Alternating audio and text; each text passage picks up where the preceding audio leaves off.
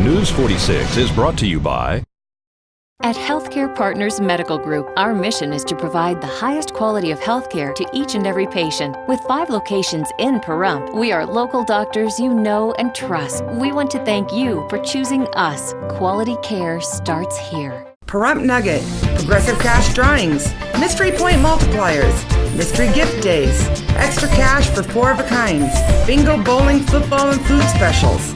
Looking for constant action? Look no further. Pahrump Nugget Hotel and Casino. Pahrump's most watched and #1 media source for local news and weather with Deanna O'Donnell. Welcome to News 46's Week in Review, your #1 source for local news. I'm Deanna O'Donnell. And I'm Zach Fuentes. This past weekend, an SUV was reportedly hit by a table that flew off of an uncovered flatbed trailer. Last Saturday at 3:00 p.m., a white SUV was traveling on Highway 160 towards the town of Pahrump when a table from an uncovered flatbed trailer flew off and hit the front of the car. The trailer was being pulled by a Dodge truck. Nye County Sheriff's deputies were called to the scene because there was reports that the parties involved were arguing with each other and possibly getting violent. Nevada Highway Patrol was on scene as well. Traffic had to be directed by Nye County Sheriff's deputies because the SUV was blocking one of the lanes. There were no reports of any injuries in this accident. This is Zach Fuentes for News 46. Please remember that you are legally required to properly secure all cargo that you may be hauling. And on February 1st, a man was traveling down Linda Streets near Fairbanks when he was hit by a woman who was apparently driving under the influence. At the time of the accident, we were not sure if the man was going to make it or not. On February 1st, News 46 learned of an accident that occurred on Linda and Fairbanks Street. This was a head-on collision, and a drunk driver was involved. The lady who hit the man received a DUI. The man who was hit, though, the victim, Richard Lee, at the time did not look like he was going to make it. Mercy Air had to take him to Las Vegas, to UMC Trauma Center. We're glad to tell you, though, that Richard Lee is here, and he's going to talk to us about what happened on that day. I'm doing better. I'm about 40% now. I still hurt everywhere, but I'm on my feet, and I'm glad of that. What injuries did you sustain in this accident? I have a broken nose. My left side of my face is cut up by my eye. My right knee is swollen. My left shoulder is messed up. My left elbow has a gash in it. And also my right foot was swollen. That did go down. And my black eyes are almost gone, but they were very black the day after. What do you remember from that day? What were you doing, and when does your memory just stop? The only thing that I could remember, I was on my way home from Sears. I was on Linda, and I just passed Basin. And the next thing I remembered, I was outside the ambulance with the sheriff. I had no idea what happened, and I was bleeding. I was bleeding out of the side of my face, and my right knee was squirting blood. And I kind of refused medical help, and then I see my knee squirting blood, so I guess you're going to have to take care of me. I remember being there on the scene, and you were just in a daze, it seemed. It all happened so quick. What happened to your truck? What's the status of your truck at this point? Obviously totaled? My truck is scrap metal. It was a restored 89 Dakota. It's worth nothing now, just scrap. The engine's stuck in the firewall. Everything has been on the truck from the front to the back. And prior to the interview, you told me that you just had this particular truck of yours restored. Yeah, the truck was totally restored last year. Fresh paint on it. It was beautiful. What is the status of this whole situation right now? I don't know. I'm waiting on the sheriff department to release some information. I have a lawyer, and he hasn't been able to get the information yet. You received service from Pahrump Valley Fire and Rescue. They were on the scene. Is there anything you'd like to say to them about their service? Yes, thank you very much for what you did, because I was bleeding all over the place, and you got me patched up, and you did a great job.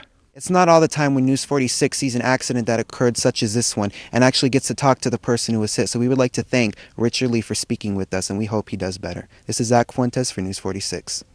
One man is transported locally after his truck and his motorcycle collided on Highway 160.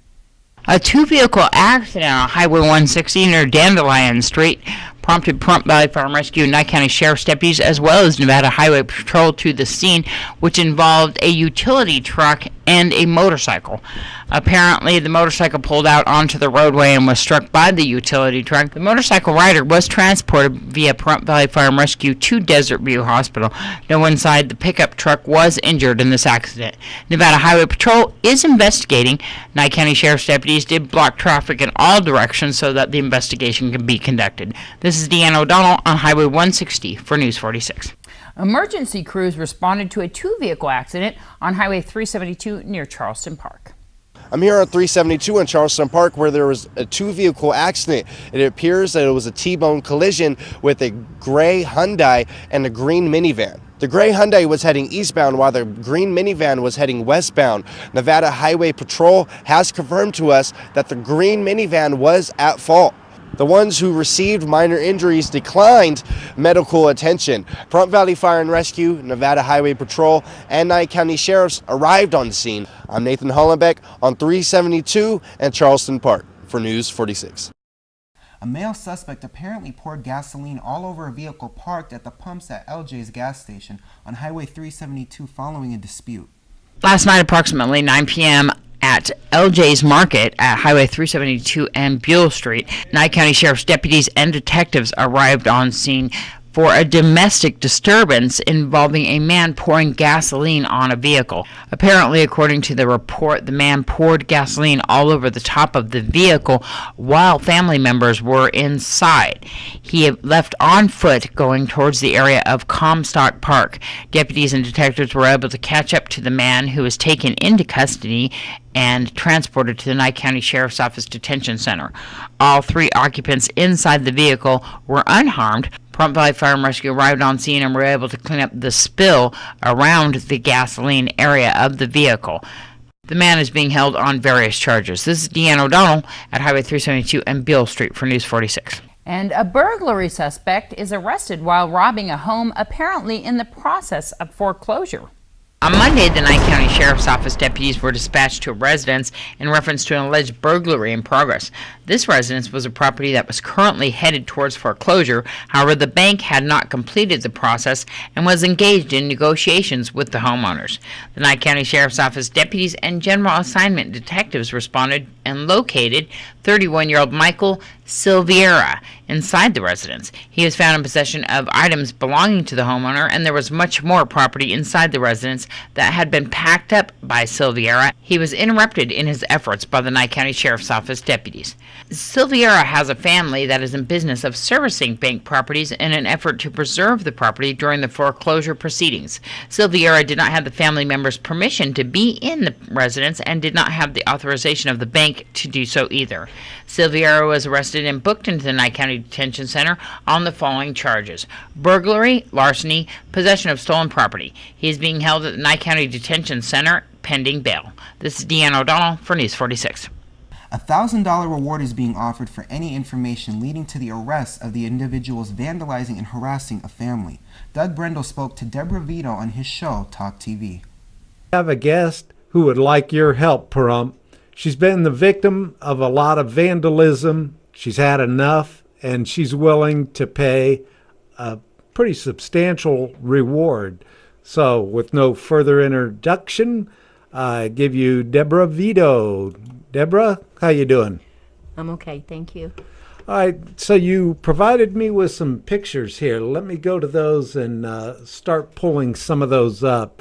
And you're offering a reward for just the arrest or the conviction, or what is it? For information and arrest. Okay. Information, conviction, and sorry. And that reward is $1,000. Yes, it is. All right. Well, I can tell this is somebody who's definitely not happy about what's going on. Okay, I'm going to take some of these pictures and pull them up, and you tell us what we're looking at. That there is, I woke up to that one morning. That was fingernail polish that was thrown onto the driver's door of my car. I'm going to go ahead and put your phone number in there, too. Okay. I'll take it out there. You can't see everything. And that's black black spray paint that's been run through the interior of your car? That was actually done last night at my daughter-in-law's house to her little minivan, the black spray paint inside the car, and also it goes back to the vandalism that happened to my car. That was done on November 25th of 2011. That's part of the same vandalism with my car on November 25th. That there also, it's burns in the interior. Okay, this is a different incident here. About a week and a half after that incident, that's eggs thrown all over the front of my house, and you can see the eggs there to the right of the door. That's the eggs in front of the door. Some more of the same. And that cross was tied to my front entryway gate to my driveway. Meaning what? Is that some kind of a threat? I take it as that, myself personally. That there is the eggs, that was part of that same incident there. And this goes back to a separate incident with the fingernail polish on the door. That was part of the incident there where they had written on paper plates and distributed those around my car at the same time. That there is a letter that was inserted inside a sales paper inside my mailbox, and it had a $10 bill in it, and the letter there, I don't want to repeat what it says. Yeah, it looks... And more with that story. We're going to go into part 2 with Deborah Vito, whose family has been the victims of vandalism and harassment. And we go back to Doug Brendel speaking to her on his show, Talk TV. That there is eggs going down the side of my daughter-in-law's van. That happened last night. That's part of the vandalism that happened at her house last night.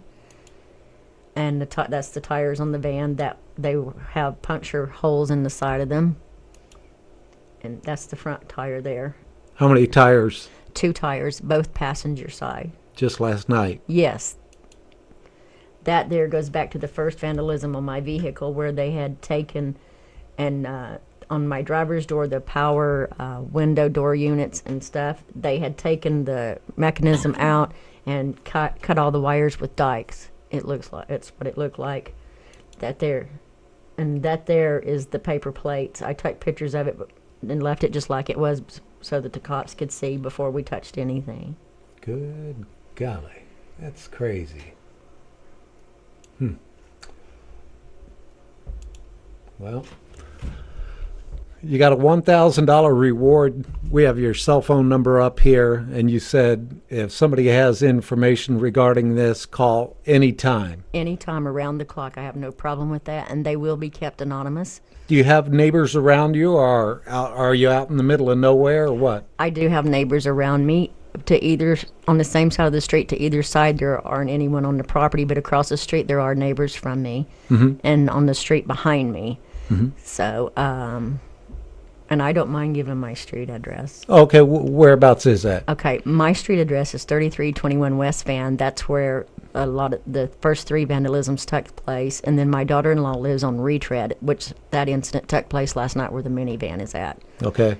And as I said, I can keep the information completely anonymous, and I'm willing to give $1,000, not a problem, to information leading to arrest and conviction. We're going to have much more after the break, so please keep it here for News 46's Weekend Review. Looking for something fun to do? You could stay in the big city, or you could rediscover your element in Shoshone Village. Welcome to Shoshone, a natural place of relaxation and discovery. Wake up in the morning and start the day off with a hearty and wholesome breakfast at the Crowbar Cafe. Join our staff naturalist on a bird tour in Shoshone Wetlands, a pristine place of discovery. Enjoy a hike or have a swim in the warm spring pool. Have a tasty lunch at the Crowbar Cafe, known for its handmade cuisine.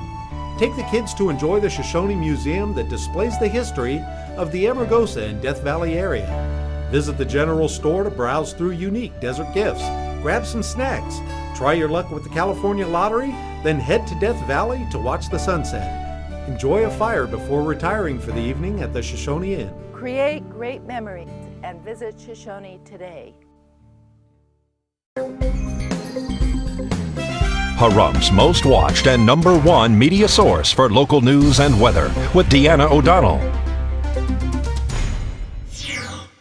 Welcome back to News 46. Well, it's tax season again, and many of us get to a point where we need help and might have some questions regarding tax filings. If you're in that position, Prompt Tax Aids is a service that might be able to assist you. We have been working for like 28 years of giving free tax service.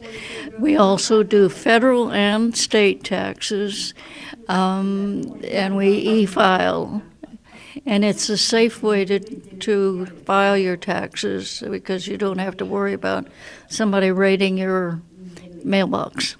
Exactly. Is e-filing, have you noticed, been more popular in recent years? Oh, yes. IRS pushes everybody to try to do e-filing because it's so much safer and it's much faster. What is the most common question or problem that you see people come in here asking, or just a problem that they're coming in here with? How much can I get back? No, at the beginning of the tax season, that's most of our returns are for refunds, and then towards the end, it gets more difficult where the people owe, and that's a little bit difficult. And so, you guys have been doing this for 28 years, I believe you said? I've been doing it here at the community center. We used to work at the Bob Roode Community Center. And then, of course, you know what happened with that. So for the last 2 years, we have been here at the annex. And we're very grateful to the town to let us use this. Do you guys provide any services, outside of the tax season? No, but we do if we have handicapped people or people that cannot meet our schedule, we will make arrangements, but we do insist upon appointments. And if people would like to make appointments, what number do they call? Oh, they can call anytime. I have an answering machine. But the only thing I ask them to do really is to repeat their number and do not rush, because there's so many times I'll get a number and there's no way I can understand it. Okay? Okay, and what is the phone number for people to call you? 775-727-4258. Thank you so much, Fern. Thank you very much. Well, the new racing season has begun at the Pahrump Valley Speedway. We were at the second race of the season and got to speak with Eric Slusher and Chad Broadhead. Second race of the season. We've got most of our classes running today, so we got a lot of cars here from out of town, so hopefully we'll have a good time today. And what classes are you guys having run today? We're having the mini stocks, the street stocks, the bombers, the modifieds, dwarfs, and coupes. Our coupes are running today. Exciting. So you are the flagman. Tell us, for people like me who don't know what that is, can you tell us what you do? Pretty much I try to control the atmosphere of the race itself. Try to keep guys in hand, not tearing each other cars up. That's a big thing of just refereeing the race. Because we see sometimes people crashing into each other, maybe pushing people against a wall. What kind of rules of conduct are there for a race like this? Well, they're not supposed to be doing that, It's who's ever out in front. If we look at it, if your front bumper is up to their door, that's their line and that's your line. You can't run them off. They can't run down into you. So it should be courtesy, And a lot of guys, they'll get behind them. They'll tap you in the rear a couple of times. They say, well, to let you know I'm there. I want you to move out of my way so I can pass you. Well, it doesn't work that way. We tell them, you drive clean, and if you can hit them in the rear, that means you can pass them. So you just got to work at it and try to pass them. So that's what we try to do, and then that's where his job comes in. When they start hitting like that, he's got to pull out that black flag and let them have it.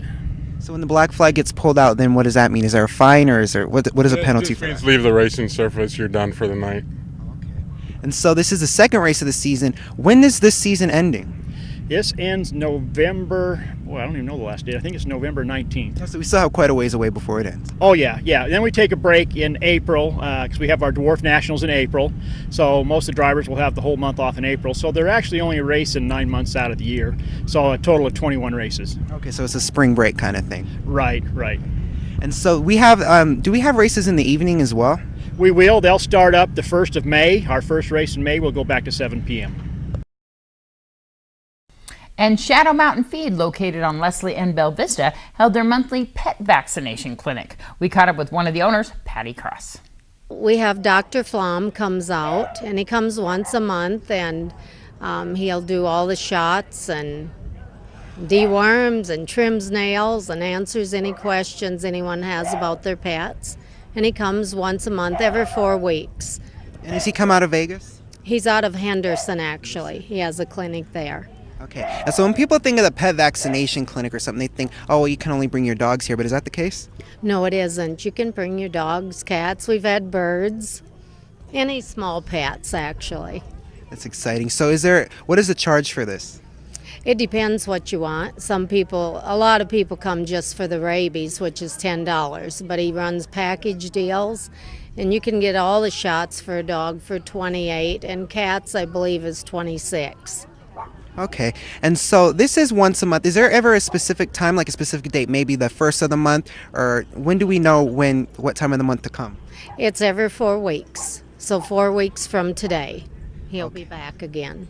Okay. And how long ago did you guys start this? Because this has been going on for quite some time now. Yes, it has. We've been here 14 years, and it was going on when we took over the business, and we just continued with it because so many people took advantage of it. Exactly, because it's a great thing to have in the community. So many people come out for this, and it's a low cost compared to if you went somewhere else. Yes, that's for sure. After 49 years of business, Ace Hardware will be closing its doors. Here at Ace Home Center, where after 49 years, they're going to be closing their business. We're going to speak to Carl Moore a little bit about the history and how this all started and how he feels about the closure. After 49 years, we are closing. Is this bittersweet? How are you feeling about this? Naturally, I have a lot of emotions. You know, we've been here for 49 years. We served the community well for 49 years. With the things that's happening in the economy and that kind of stuff, it's not feasible to stay open. You guys were originally located right up here on 160, close by to the current location right now. How did this all begin? 49 years ago, actually, what started off in a tent down on which was on Preferred Equities property, which is the old Pahrump Ranch. Ron and Charlotte Floyd opened up a little convenient. They were in a pump business, and people needed stuff, so they put stuff in that tent, and people would come and pick up what they needed and write a note and say, hey, I picked this up. And so a long time ago, when there was like 250, 300 people here in the valley, you could do stuff like that. But, you know, times have changed, and we evolved to what we are today. When did you take this over? Well, my wife and myself, she's been in the business since she was 13 years old. And about 22 years ago, I quit the test site and came to work up here. Wow. So you've had your whole family involved with this. I know Nick Moore, your son, he has Threads over there. Yeah, Threads also. He's going to open up Team Sports, which is down here on the highway. And all my kids have been involved since they were little. Growing up, when we were working on building this store, they all spent the night here while we worked all night. And, you know, it's been a long-term, you know, it's what you do. Will Threads remain open? Yes, absolutely. So what is next for you guys? We have some options. There's a lot of people that are interested in the property. We got some phone calls this morning, and so that still remains up in the air. We don't have anything in contract yet. So you guys are the owners of this property in this building. You don't rent it, or? Right. Yeah, we are owners. We own it. Well, thank you so much. We're sorry to see this go after 49 years, but we're thankful for everything that you've done in the community thus far, and we hope that you'll be doing much more. We're very thankful. Well, we hope so. I want to thank everybody for 49 years of business. The Pahrump has been good to us. Unfortunately, it is what it is now, and we'll all move on to bigger and better things. When is the official closing date? We're slated for the 30th of next month. Once again, we would like to thank Carl Moore and his family for their involvement in our community, and we want to remind you to keep your lookout for Team Sports that'll be coming soon, and remember that Threads is still going to remain open. This is Zach Fuentes for News 46. And that's really sad about Ace Hardware closing their doors. I know that the Moore family and the Floyd family have become real, members of the community here. And but it's good. They're going to be opening some other stores, aren't they? They will be. Nick Moore is actually opening a store. I believe that's going to be called Team Sports. He'll be opening that. Threads is remaining opening, as you heard in that interview right there. And so they'll be doing a lot more things. You know, it's just a very bittersweet moment for them. As I was talking to Carl, he was just seemed, you know, it's very sad. After 49 years, you know, it's just a lot to take emotionally. But I think that they're going to be doing well, and they'll still be very active in the community. It is heartbreaking, but once again, I'm sure that they'll prevail. They have a lot of good family and community support. Exactly. There's always that family feeling when you're around them. Town Board member Mike Darby is now a candidate for Assembly District 36.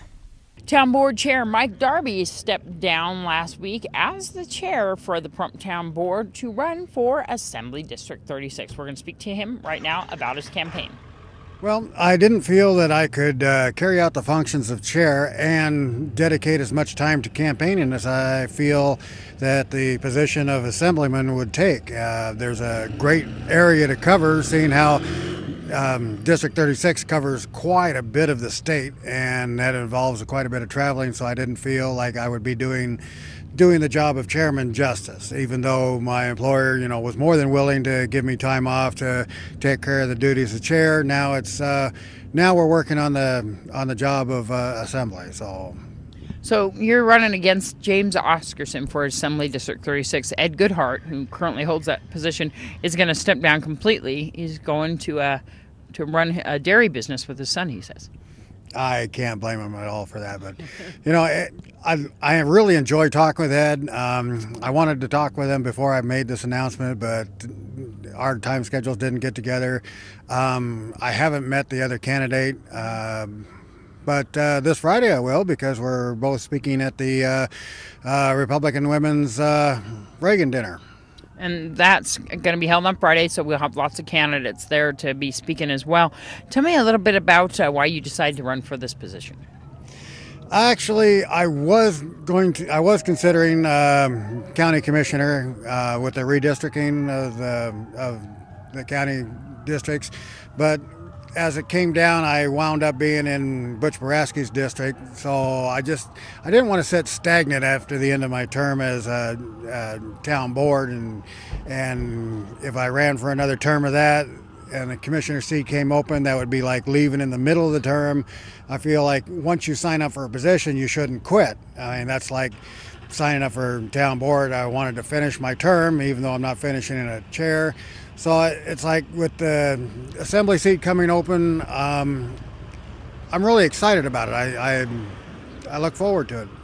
And I know that you were talking about the wide coverage of the area. Are you going to go up there and campaign in all the different areas for the District 36?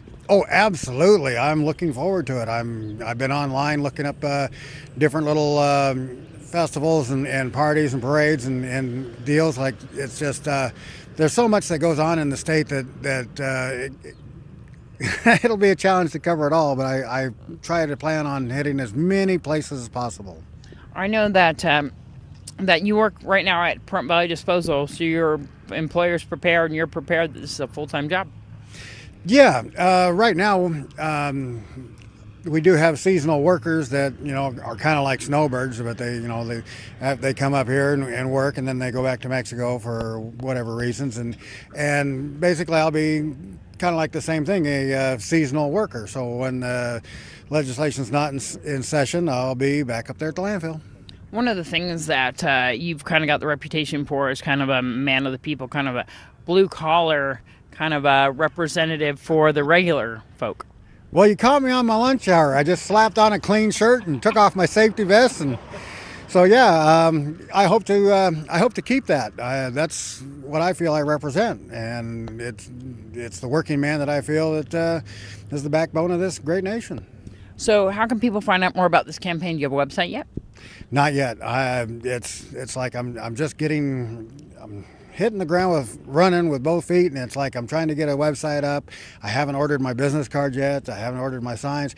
My wife was ahead of this thing. She's already ordered my pins, so pretty soon I should have some writing instruments. There you go.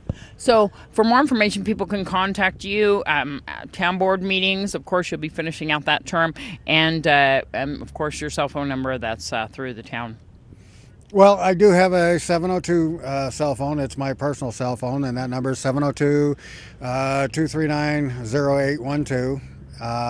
Also, my personal email address, if anybody wants to send me an email, it's MB as in Barry, because that's my middle name, and Darby, D-A-R-B-Y, the number 27 at live.com. This is Deanna O'Donnell for News 46. We'll have more after the break, so please keep it here.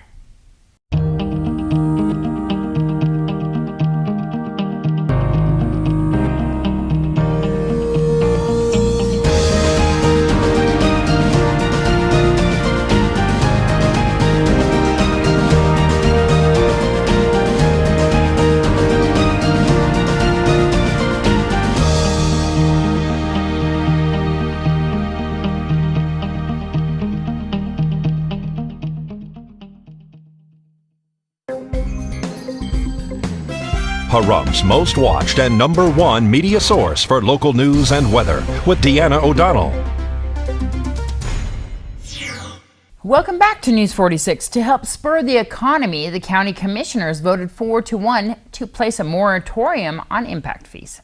Okay, basically what we did was we approved a 1-year moratorium on all impact fees, okay? And while we're doing that, I've directed staff to come back with some proposals for some new creative ways to look at paying impact fees and doing it on a sliding scale, different things like that. There are some areas that are pretty well have the infrastructure already in place, and there's other areas that don't. So the way the impact fee is structured right now, it's really not fair and equal across the board. So basically a 1-year moratorium to find out, number one, is it really going to make a huge upturn in business by taking them off? And number two, once we get to the 1 year, the end of the 1 year, we'll reevaluate it and we'll have a whole new plan to start with. So I'm quite excited about it. I think it opens the door for businesses who may have been right on the borderline of coming in and building something or doing something. Now they have a little bit of incentive, and hopefully it'll take advantage of it, and we'll see a couple of new businesses in town. So this has been something that you've wanted to do for a long time. How will these fees be paid since we're doing a moratorium on it? Or are we just going to find other ways to pay this? Are these needed fees that have to be paid some other way? No, actually, the impacts, yes, we'll have to find a way to offset that. But first off, we've got to see who's going to really take advantage of this, number one, and number two, how much of an impact it really has. Because if you go build something on 160, it has very, very little impact on infrastructure. If you go build it way out on the West End or something, it does. So there's a need for impact fees to cover that. If you build on a state road, which is 160 or 372, those roads are already done, and they're taken care of by the state, and it's not costing the local taxpayers money to do that. So there's different ways to look at it. I've bounced this thing around in my head for over two and a half years now. I've talked to many counties in Florida and other states, and a lot of them have done the same thing. They have tried to eliminate impact fees to see what effect it had, and it had many different effects, many different ways. And I guess we're a little bit different than most communities, so we'll have to wait and see. And when's it take effect? It takes effect, I believe, March 12th, or the start date is right about March 12th. It'll go 1 year from that date. I know that construction used to be a big industry here, so in fact this may help, kind of kickstart it. Well, basically the theory behind a lot of people, I know Mr. DeCanio's been very vocal in the community, the leading advocate on that, and we're going to find out if it really helps or if it doesn't do anything at all. Again, if people are not going to take advantage of it and use it, then why bother changing the codes and regulations and everything? But I was one that was willing to step up and say, okay, let's try it for a year. Let's take that the numbers of what gets built in the next year, match it to the previous 2 years, and see if there really is an increase. And if there is, and this is the way to do it, can we offset this in the future by coming up with different ways to pay for the impacts. Well, it's tree order time at the University of Nevada Cooperative Extension.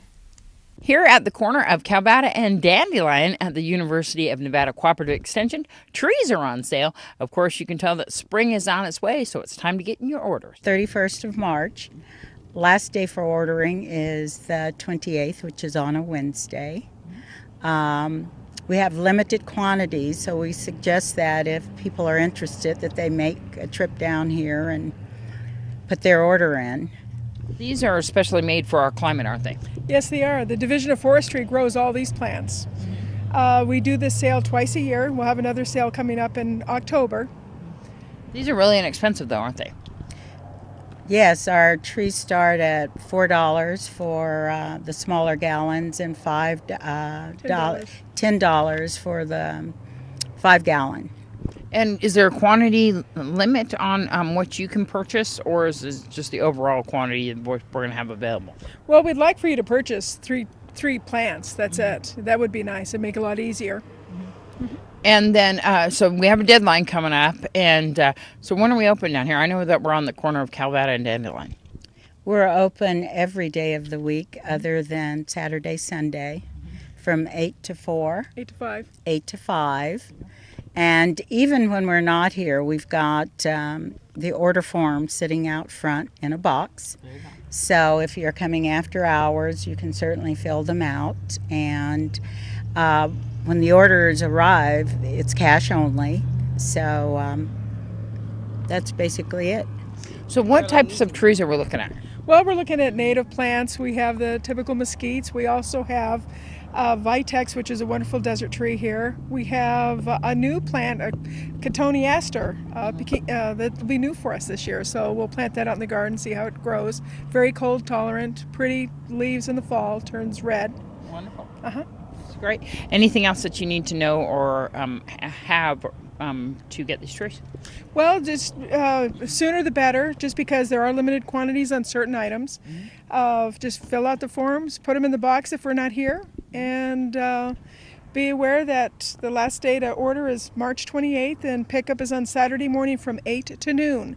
And please do not be late, because after 12 we have no way of taking care of the plants afterwards, and we do sell those plants.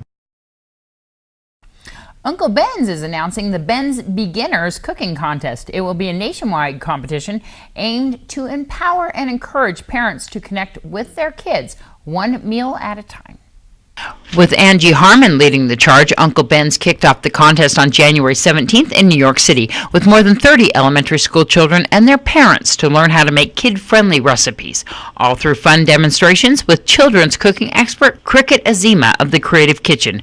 To enter the Ben's Beginners Cooking Contest, parents and their children, ages 5 to 12, simply cook their favorite rice dish together. Parents then upload a short video on bensbeginnerscontest.com of their child introducing the meal and sharing his or her enthusiasm for cooking. 4 finalists will be chosen, and one grand prize winner will receive $20,000, an appearance on The Rachel Ray Show, and a cafeteria makeover for their child's school valued at $50,000. This is Deanna O'Donnell for News 46. Is Pahrump looking to get a bus service? We spoke to Commissioner Butch Boraski. Yes. Well, I could say I think we're going to get one. I've been working with a group of about 12 individuals on a transportation committee, and very, very aggressive people who would really like to see this happen. As you know, we had a community assessment not too long ago, and on the top of that list was a bus service. There was bus services tried here before, and please don't get them confused with what I'm talking about.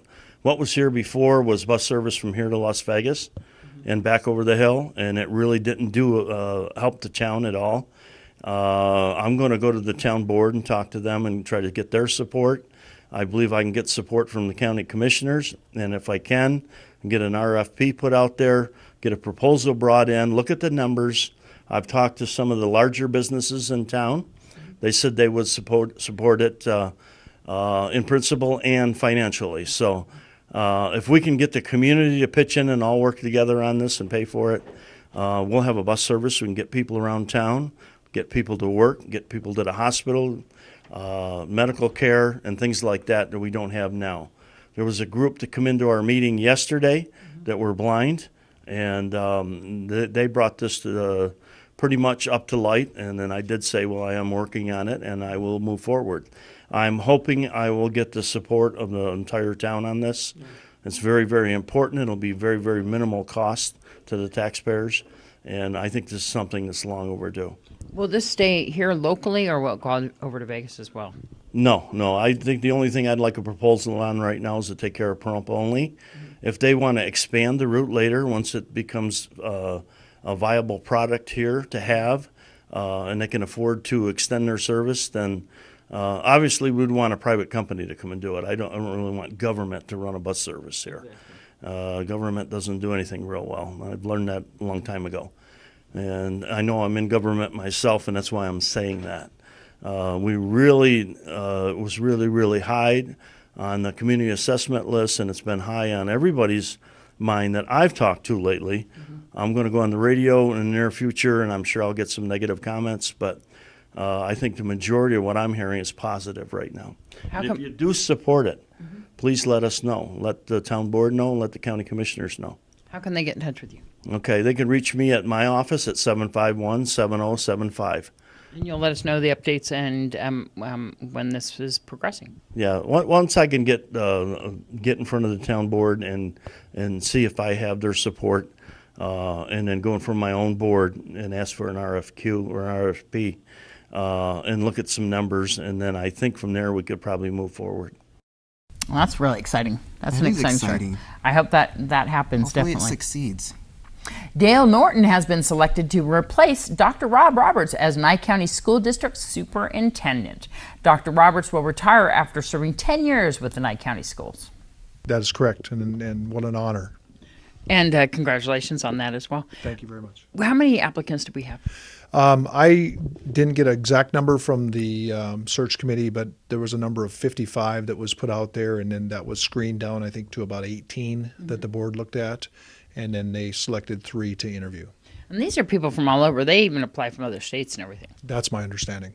How long have you been superintendent of Nye County School District? Assistant superintendent, I believe it's been 6 years I've been in the central office. You were principal over at J.G. Johnson, but you were handling 2 jobs? Yeah, I was an assistant superintendent with principal duties. I volunteered for that to get us through a budget situation, and was doing dual role. And so now, when does this take effect? That's to be negotiated with the board, and I have to negotiate a contract, and then the transition between Dr. Roberts and myself, he is under contract until the 30th of June. I know that Dr. Roberts wanted to retire, and the last time we weren't able to actually get somebody to replace him, and you didn't apply last time. No, I had some personal family issues that were going on with a new granddaughter, and there were some health issues there, and all is well now. I just didn't know if I could commit the time at not knowing what the situation was fully, and better educated with it now, and all is well. And this encompasses all of Nye County, so you have some traveling to do. Nothing new to me as an assistant superintendent. Vehicle that I've been assigned has got over 120,000 miles on it, so traveling's not new to me. And as soon as your contract's negotiated, you're going to be going through that now? Yeah, we'll get through that process here in the very near future. I believe the board scheduled a meeting coming up in March to put the contract on there for approval. Because Dr. Roberts is supposed to be leaving when? Well, he's contracted through June 30th. And so, do you foresee that contract being extended at all? For him, probably not. We'll get that transition time down. We'll figure out how we're going to handle business while we're both here and doing the transition, and we'll make it work. We'll make it as transparent as possible, and certainly not to affect our classrooms. What's some of your hopes for the future for Nye County School District? Well, number one, I hope I can replace myself, because that's going to be the biggest task, is getting an assistant superintendent hired. I'm going to look at the organizational responsibilities, maybe make a few adjustments in there after I've talked to my team. Stay directly focused with the board on what their plans are and what direction they want to go, and good communication with them, and the final effect on our students, which is the most important thing there is. And so I know that there's some weekend events coming up, but we want to remind everybody once again that on February 29th, I believe it is, we'll be dropping. Wow. Yeah, very soon. Can't believe February's almost done with. We'll be dropping our analog signal and we'll be going completely digital. So you get 4 new channels, 46.1, 46.2, 46.3, and 46.4. And of course, we are always on cable channel 12. And of course, you can catch us on KPVM.TV and the internet, YouTube, Facebook. Our YouTube page, everywhere. definitely. But if you need help hooking up your digital signal, you can call Rod's TV. And I believe their number is 727-9395. And give them a call. They will hook you up. And if you have any other questions, you can always call here at the station at 727-9400 to get more information on how to hook up free TV. We'll be glad to help. And you know, people aren't, myself included, I didn't realize how fast that this was coming up. But just to give you an idea, this is going to be the last week in review you see us on analog, just to tell you how soon that is. So you really want to get that digital box and call Rods if you need that help. Exactly, or call here at the station and we'll be more than happy to help you out with that. And of course, there's one other event that's happening this weekend, and that's out there in the Wolfie's parking lot. They'll be selling some chicken. I think it's for Symphony Animal Foundation. So stop on by on Saturday there at Wolfie's. And that does it for this edition of News 46's Week in Review. I'm Deanna O'Donnell. And I'm Zach Fuentes. Have a great weekend.